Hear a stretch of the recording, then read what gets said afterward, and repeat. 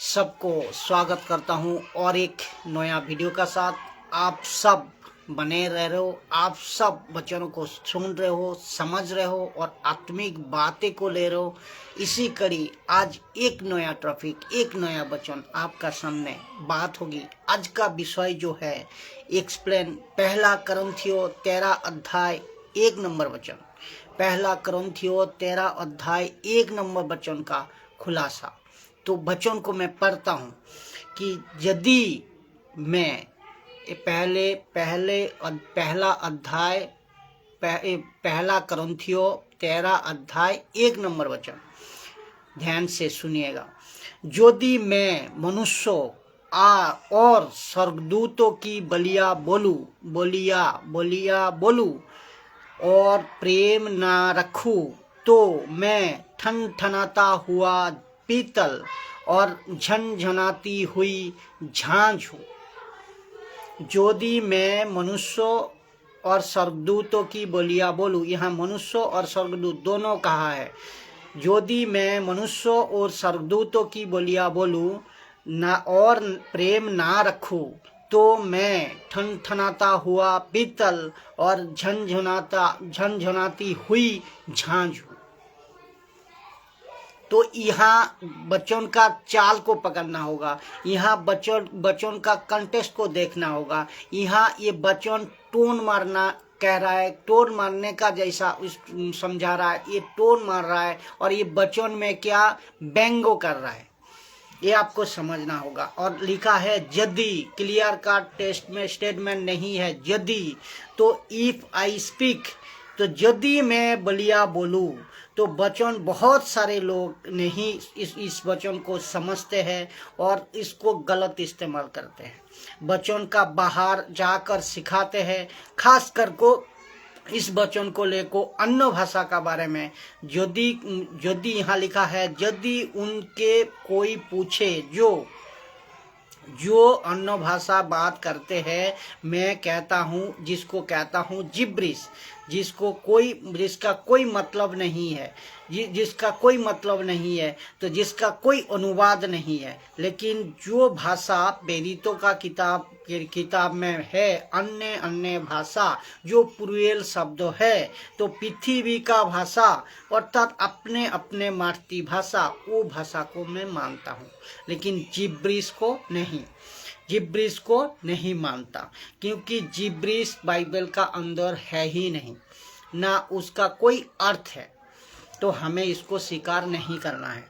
लेकिन आजकल ये जो जिब्रिश चल रहा है, बिल्कुल उसका मान्यता है ही नहीं। तो जिब्रिश परमेश्वर का तरफ से है ही नहीं, जिब्रिश बाइबल का तरफ से है ही नहीं। तो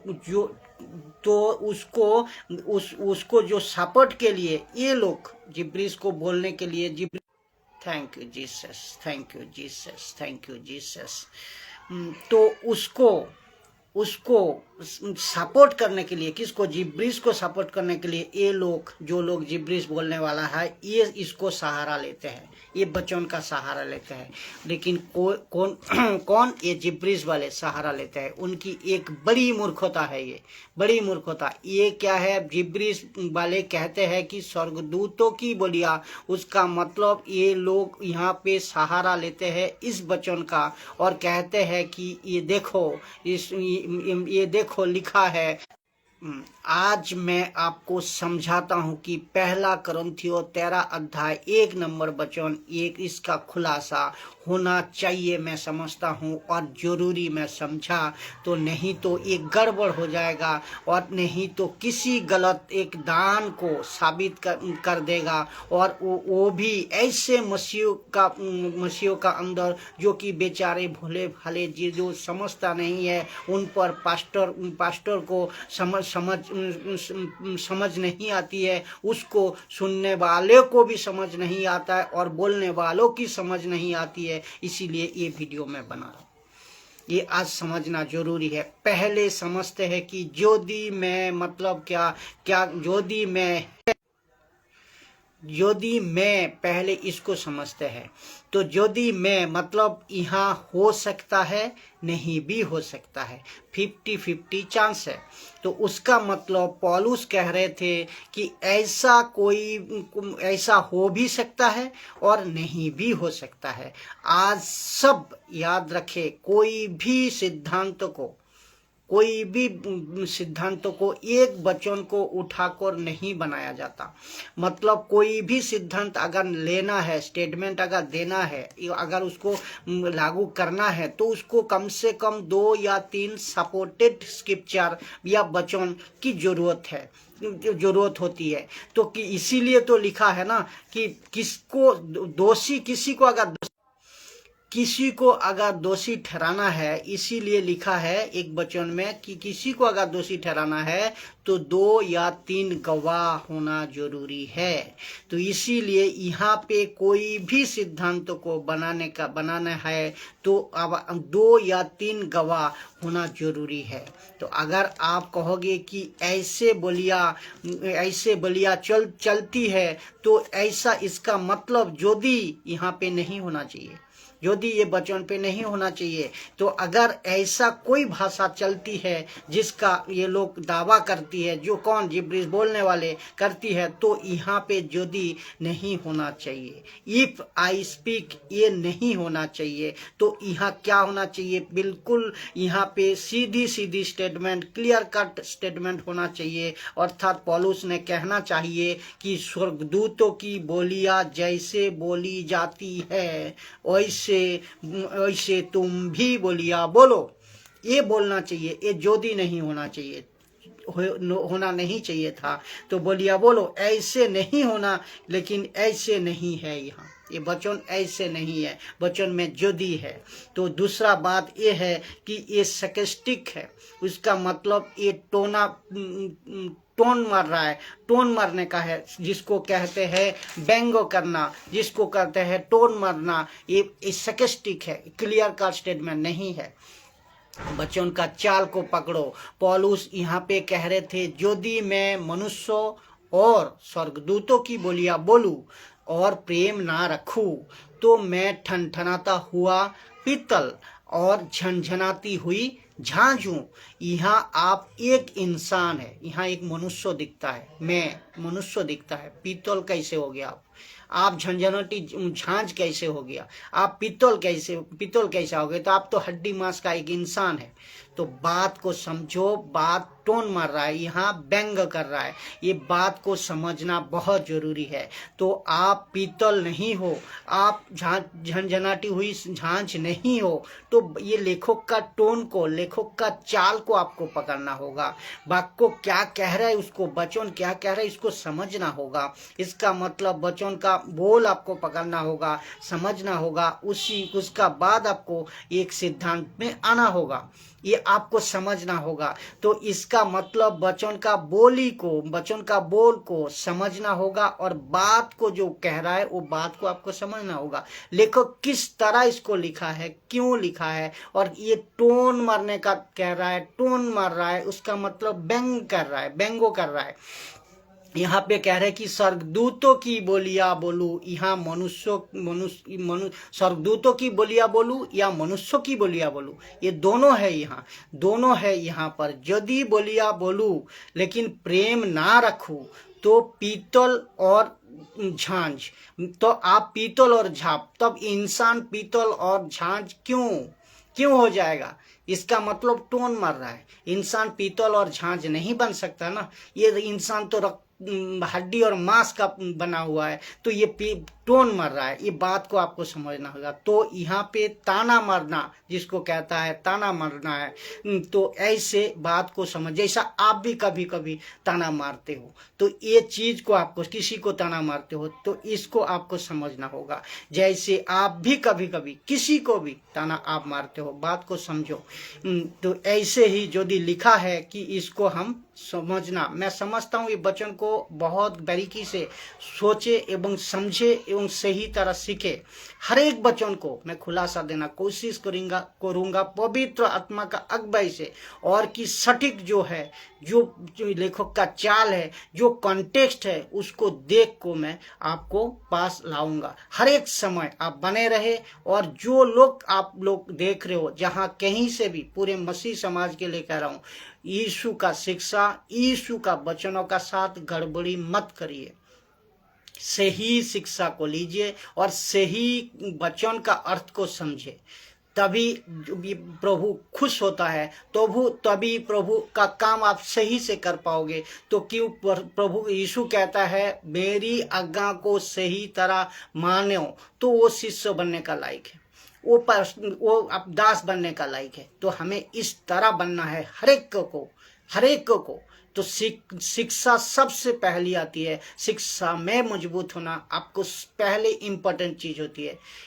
ऐरा गैरा बहुत सारे पास्टर आज बन गए हैं, बिना भी कहते डिग्री के बन गए हैं, क्या कहते हैं पैसा देखो बन गया है, लेकिन उसको ज्ञान कहाँ से आएगा? सब जब बाइबल से सही तरह वो आत्मा का ओर से पढ़ेगा और सिखाएगा तभी आएगा।